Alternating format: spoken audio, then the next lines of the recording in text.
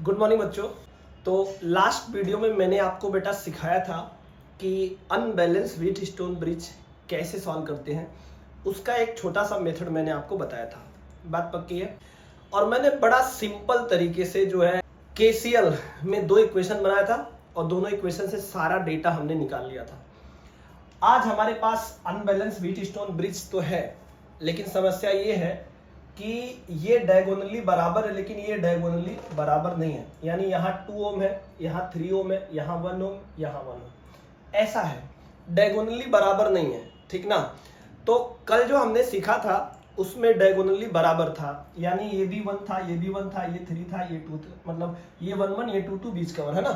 तो मतलब diagonally register बराबर थी, तो वो थोड़ा इजी हो गया था। तो कहने का मतलब उसको हमने दो इक्वेशंस लेकर के जो है सॉल्व कर दिया था। अगर आप देखना चाहो तो हमारे इसके जस्ट प्रीवियस लॉन्ग वीडियो में जाकर के देख सकते हो। ठीक ना। आज हम देखेंगे अगर डायगोनली बराबर नहीं है तब हम व्हीट स्टोन ब्रिज को कैसे सॉल्व करेंगे। इसमें पूछता क्या क्या है, सबसे पहले सारे ब्रांच में करंट पूछ सकता है, ठीक ना, या फिर किसी ब्रांच में करंट पूछ सकता है, या फिर आर इक्विवेलेंट पूछ सकता है, यही सब पूछता है, पावर वगैरह यही सब पूछता है। ठीक ना। तो चलो ऐसे सवाल को हम कैसे करेंगे। देखो, अगर हम ऐसे सवालों की बात करते हैं तो देखो, सबसे पहले इसके एक पॉइंट को हमें ग्राउंड कर देना है, तो इसका पोटेंशियल कितना बन जाएगा, 0। तो जहां तक कोई वायर या कोई बैटरी नहीं है वहां तक तो हम 0 मान लेंगे। और अगर हम यहां मूव करेंगे इस डायरेक्शन में, तो यहां से जंप करेंगे तो यहां का पोटेंशियल +5 यानी +5 से बढ़ जाएगा। यहाँ का भी पोटेंशियल कितना होगा, +5, ये साइड का भी +5, ये साइड का भी +5 है ना, ये जो पॉइंट है। और इस पॉइंट को मैं मान लेता हूं x और इस पॉइंट को मैं मान लेता हूं y। बात पक्की है। ठीक है। मान लो इसमें करंट जा रही है I1 और इसमें करंट जा रही है I2 और इसमें करंट जा रही है I3 और इसमें करंट जा रही है I4, इसमें करंट जा रही है I5। तो आप देखो जंक्शन, यहाँ पे एक जंक्शन है। कौन सा है जंक्शन, ये X जंक्शन है। जंक्शन का मतलब जहां से 2 या 2 से ज्यादा रास्ता हो करंट के चलने का। तो यहाँ पे एक रास्ता आने वाला है, 2 रास्ता जाने वाला है, तो जंक्शन है। तो अगर हम पॉइंट X पे हम KCL लगाते हैं, क्या लगाते हैं, KCL, किरचॉफ करंट लॉ, तो हम क्या लिख सकते हैं, किरचॉफ करंट लॉ कहता है इनकमिंग करंट बराबर आउटगोइंग करंट, यानी I1 बराबर कितना बनेगा, I2 + I5। बात पक्की है। ठीक है। अब हमें एक बात और पता है कि करंट हमेशा हायर पोटेंशियल से लोअर पोटेंशियल फ्लो होती है। बात पक्की है, ये बात आप जानते हो। दूसरी बात, ओम के नियम के अनुसार किसी भी रजिस्टर के में जो करंट होता है वो उस रजिस्टर के इंड पर जो वोल्टेज है उस वोल्टेज का डिफरेंस डिवाइडेड बाय रजिस्टर होता है। ठीक ना। तो अगर हम यहां से I1 लिखते हैं तो I1 ये 1 ओम में जो है करंट इसी में है, तो यहाँ पे वोल्टेज 5 है और यहाँ पे वोल्टेज हमने X माना है, तो हम इनका डिफरेंस लेंगे तो 5 - X और डिवाइडेड बाय इसका रजिस्टर कितना है, 1 ओम, तो 1 लिख सकते हो, बराबर। अब हम I2 लिखते हैं। I2 जब लिखेंगे तो देखो, ये यहाँ का पोटेंशियल X है, यहाँ का पोटेंशियल Y है, तो पोटेंशियल डिफरेंस यानी इस 1 ओम रजिस्टर के cross potential difference X - Y register 1 हो जाएगा, प्लस I5 में देखोगे तो यहाँ का पोटेंशियल 0 है, तो इधर का भी 0 होगा, इधर का X है, तो डिफरेंस कितने का है, X - 0/3 का। बात पक्की है। तो यहां से हमें X और Y में एक रिलेशन मिल गया है। ठीक ना। कैसे, अगर आप लगाओगे ध्यान तो मैं आपको बता देता हूं। ये मिलेगा 15 बराबर, इस 3 को यहां मल्टीप्लाई करोगे, इस 3 को यहां मल्टीप्लाई करोगे, ये बनेगा 3x, फिर 3 को यहां मल्टीप्लाई करोगे, ये बनेगा 3x और x, तो 3 3 6 और 1 7x बन जाएगा, और -3 टाइम्स y बन जाएगा। ये इक्वेशन 1 हो गया। बात पक्की है।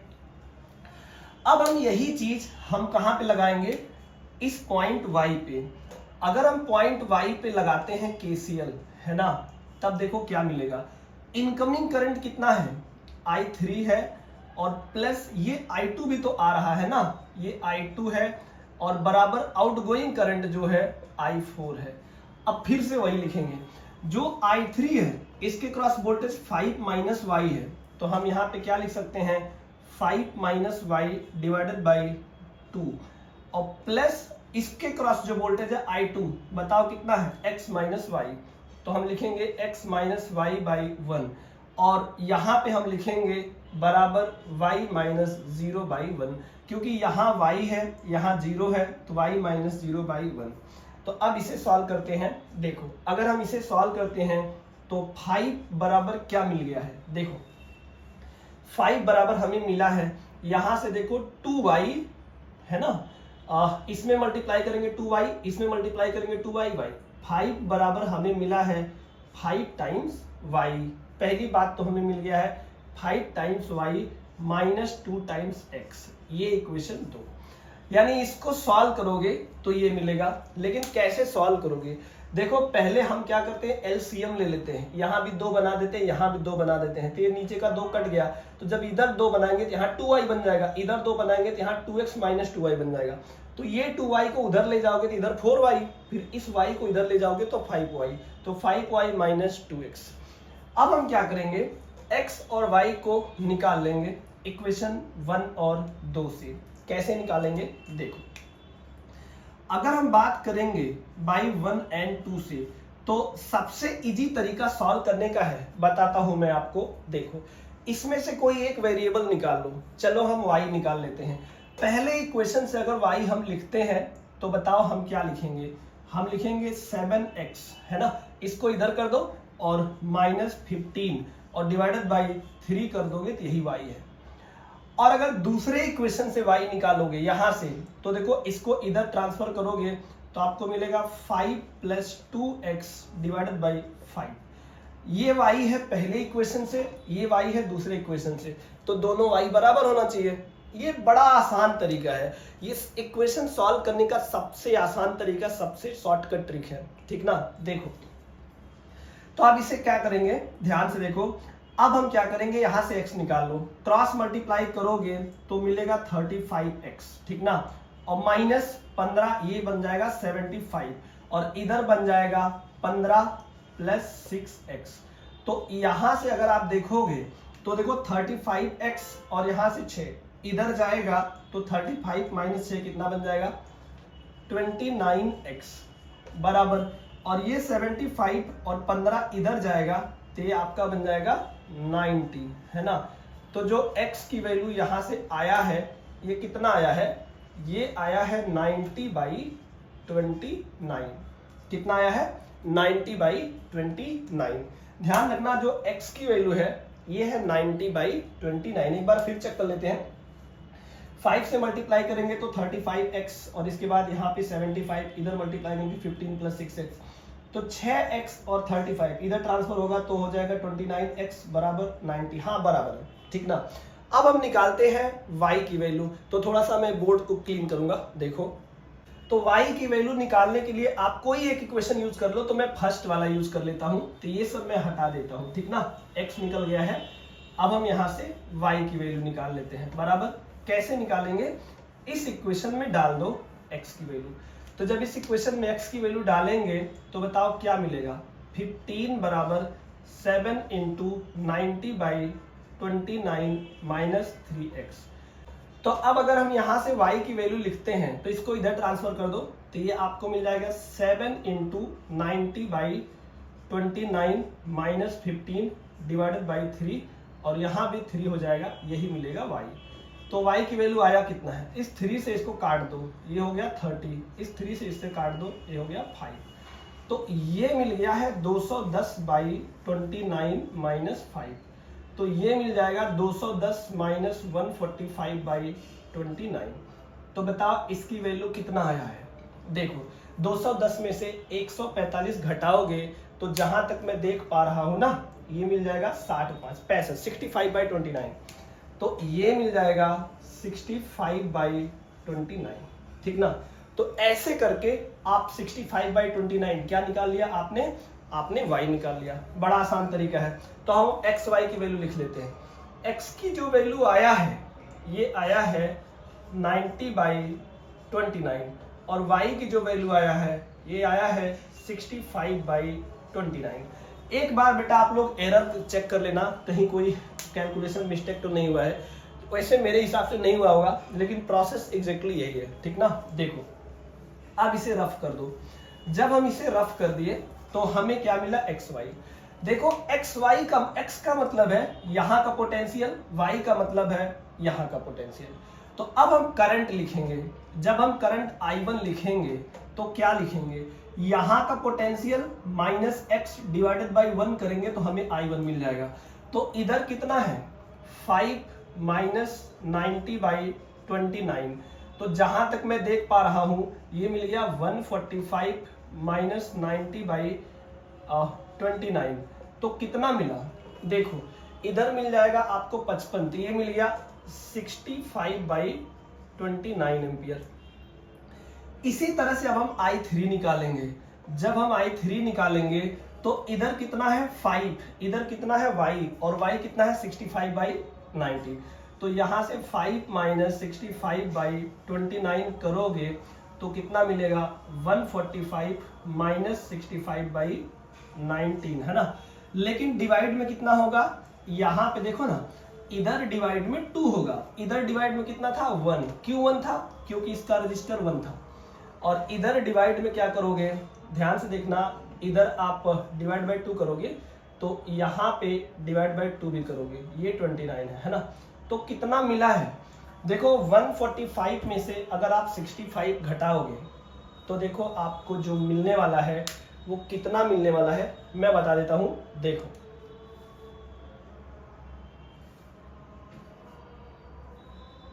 तो आपको मिलने वाला 80, तो 80 में 2 डिवाइड करोगे तो ये मिल जाएगा 40/29। यानी करंट आपको मिल गया, कितना करंट मिल गया है, I1 जो मिला है ये मिला है 65/29, I2 जो मिला है 40/29। अब अगर सॉरी ये I3 है। अब अगर आपको I2 पूछा जाए तो देखो I1 ये है, I3 ये है, बात पक्की है।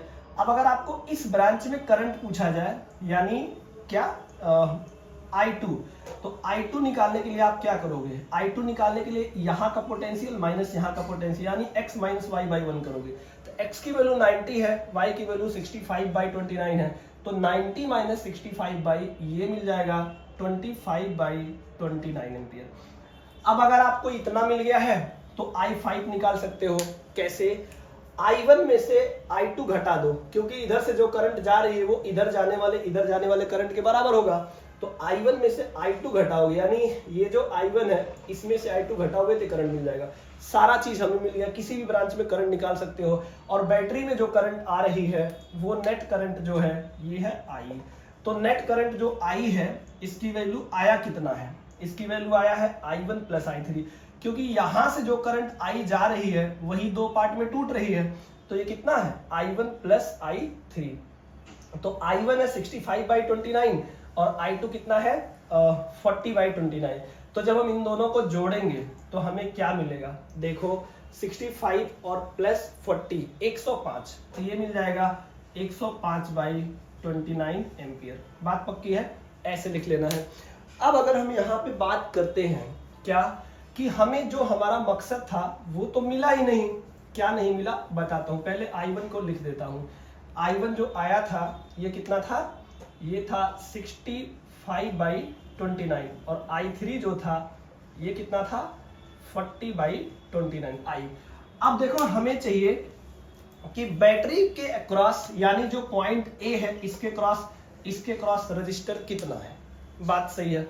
अगर हमें इसके क्रॉस रजिस्टर निकालना है तो हम जानते हैं कि किसी भी बैटरी के क्रॉस, यानी अगर हम इस दोनों के क्रॉस रजिस्टर देखेंगे तो इन दोनों के क्रॉस जो वोल्टेज अप्लाई किया गया है वो कितना है 5, और इसमें जो करंट जा रही है I, ये I कितना है, I है 105/29, यही आपका होगा R इक्विवेलेंट।